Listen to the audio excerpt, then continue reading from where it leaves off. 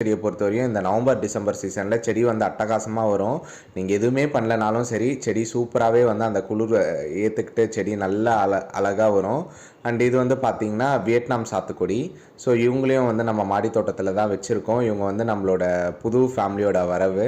So செடியும் நல்லா வேர் பிடிச்சாச்சு, நல்லா வந்துட்டுருக்கு. அண்ட் மாடி தோட்ட கொய்யா. ஸோ இந்த கொய்யா செடி நாங்கள் வைக்கவே இல்லைங்க. குருவியோ ஏதோ வந்து விதை போட்டு அதுலேருந்து வந்த செடி. ஸோ இப்போ வந்து அது மரம் மாதிரி வந்திருக்கு. ஸோ ரொம்ப சூப்பராக இருக்குது. அண்ட் இது நம்ம மாடி தோட்டத்து சப்போட்டா மரம் சூப்பராகவே வந்து வந்துட்டுருக்காங்க. ஸோ இவங்களும் வந்து நிறைய புது துளிர்கள் எல்லாமே வந்து எடுத்திருக்காங்க. நிறைய பூ வச்சுருக்குங்க. ஆனால் இது மழைலாம் கொஞ்சம் விட்டதுக்கப்புறம் தான் வந்து பிஞ்சு பிடிக்க ஆரம்பிக்கும். ஏன்னா மழை பெஞ்சிட்டே இருந்தால் பூ எல்லாம் உதிர்ந்து போயிடும். அண்டு இவங்க வந்து ஆரஞ்சு செடி. ஸோ இவங்களையும் வந்து நம்ம வச்சுருக்கோம். இவங்களும் வந்து நல்லா சூப்பராகவே வந்து வந்துட்டுருக்காங்க. அண்டு ரொம்ப சந்தோஷமாக இருக்குங்க.